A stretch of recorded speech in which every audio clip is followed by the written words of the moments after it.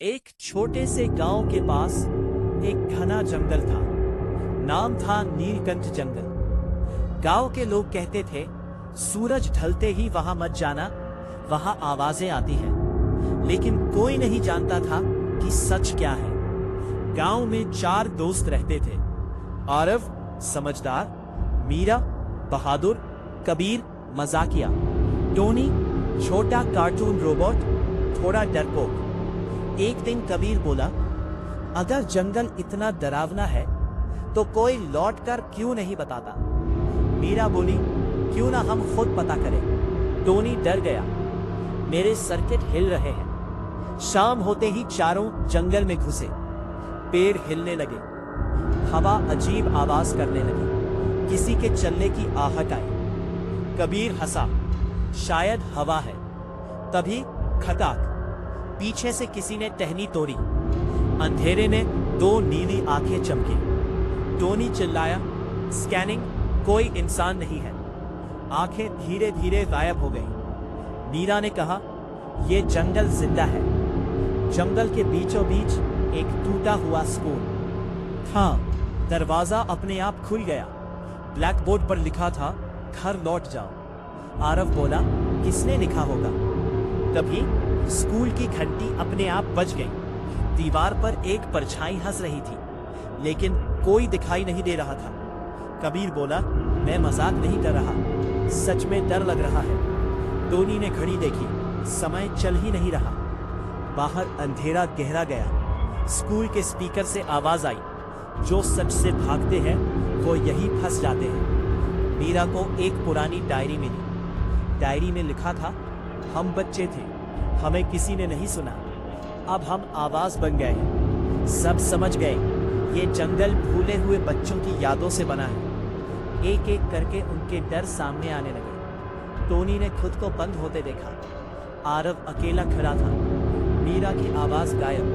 कबीर सबको खोता देख रहा था, लेकिन आरव चिल्लाया, ये सब सच नहीं है। मीरा बोली, अगर ये यादें हैं तो हमें इन्हें मान लेना होगा। चारों ने एक साथ कहा, हम तुम्हें नहीं भूले। पूरा जंगल कांप उठा। एक उजली आकृति आई, नीलकंठ की आत्मा। उसने कहा, जो हमें याद रखता है वो आजाद हो जाता है। स्कूल गायब हो गया। अंधेरा हल्का होने लगा। सुबह की रोशनी में चारों जंगल से बाहर थे। टोनी बोला, मैं अब भी डरता हूं, लेकिन थोड़ा कम। मीरा मुस्कुराई, डर से भागो मत, समझो।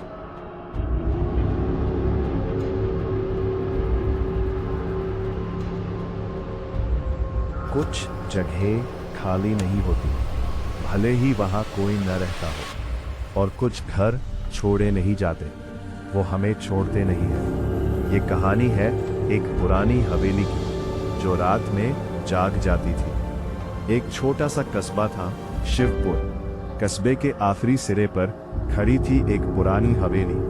लोग उसे कहते थे, काल छाया हवेली। दिन में सामान्य, लेकिन रात में कोई उधर देखता तक नहीं था। कस्बे के बुजुर्ग कहते थे, सूरज ढलते ही उस हवेली के पास मत जाना, वहां कोई दिखाई नहीं देता, लेकिन कोई सुनता जरूर है। कस्बे में 4 दोस्त रहते थे।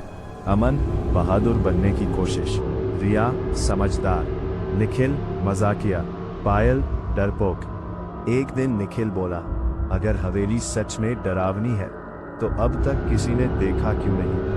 रिया चुप रही। शाम ढल रही थी और चारों काल छाया हवेली के सामने खड़े थे। हवेली की खिड़कियां टूटी थी, दरवाजा आधा था खुला, और अंदर अंधेरा सांस ले रहा था। तभी क्री क्री दरवाजा अपने आप खुल गया। पायल कांप गई। पायल, चलो वापस। लेकिन अंदर से कदमों की आवाज आई। हवेली के अंदर घड़ियां थी, लेकिन सभी की सुई रुकी हुई। दीवारों पर तस्वीरें थीं, पर आंखें हिलती हुई लग रही थी। ऊपर की मंजिल से चलने की आवाज आई, लेकिन वहां कोई नहीं था।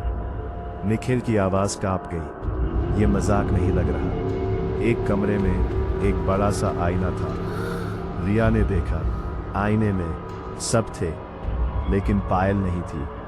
पायल चिल्लाई, पायल मैं यहाँ हूँ। तभी हवेली में एक हंसी गूंजी। हंसी किसी बच्चे की थी, लेकिन उसमें खुशी नहीं थी। सीढ़ियों पर एक छोटी बच्ची की परछाई दिखी। उसने धीरे कहा, बच्ची, तुम लोग भी मुझे भूल जाओगे? रिया की आंखें भर आई।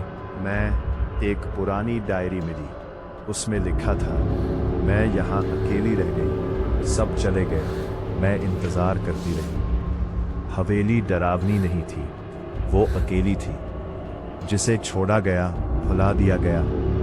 चारों ने कहा, हम तुम्हें नहीं भूलेंगे।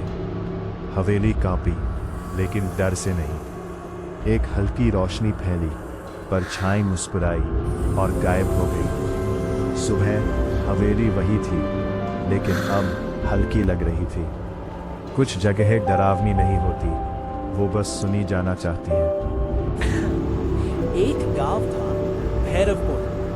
उसके पीछे था एक जंगल जिसे लोग कहते थे वहां जानवर दिखाई नहीं देते, लेकिन उनकी सांसें सुनाई देती हैं। दिन में जंगल शांत रहता, पर रात को बिल्कुल चुप। इतनी चुप्पी कि अपनी दिल की धड़कन सुनाई दे। गांव में रहते थे भैरवपुर। बहादुर बनने की शहर बात किया हुआ है। काव्या समझदार, काली उनकी काली बिल्ली बहुत तेज। एक रात काली अचानक फुफकारने लगी, फुस। उसकी आंखें जंगल की ओर थी। जंगल के किनारे पक्षी बैठे थे, लेकिन चहचहा नहीं रहे थे। बंदर पेड़ों पर थे, लेकिन हिल नहीं रहे थे। मोहन फुसफुसाया, ये जानवर जिंदा है ना? तभी किसी के चलने की आहट, लेकिन दिखा कोई नहीं। अंधेरे में पीली आंखें, फिर और आंखें पेड़ों के बीच से। एक बाघ की परछाई, लेकिन बिना दहाड़ के। काव्या कांप गई। बाघ ऐसे चुप नहीं रहते।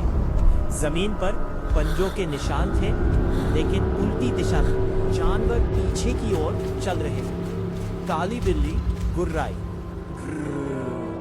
और झाड़ियों में कूद गई। चारों ओर से एक आवाज गूंजी, हमें मत देखो, हमें मत देखो, हमें पेड़ याद रखो। हिलने लगे, लेकिन हवा नहीं थी। एक बूढ़ा कछुआ रास्ते में दिखा। उसने धीरे कहा, ये जंगल नाराज नहीं, ये भुला दिया गया है।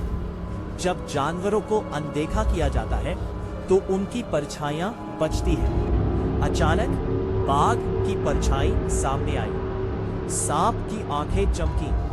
उल्लू उल्टा लटक गया, लेकिन किसी ने हमला नहीं किया। सब बस देख रहे थे। काव्या ने आंखें बंद की, हमें माफ कर दो। मोहन बोला, हम जंगल की रक्षा करेंगे। काली बिल्ली धीरे से आगे बढ़ी और परछाई को छू लिया।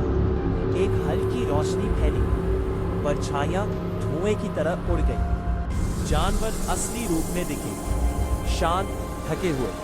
जंगल ने गहरी सांस ली। सुबह सब सामान्य था। पक्षी बोले, बंदर कूदे, जंगल फिर जिंदा था।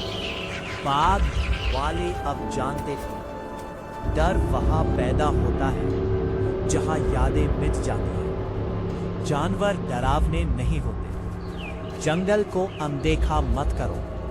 असली डर समझ की कमी है। अगर वीडियो अच्छी लगी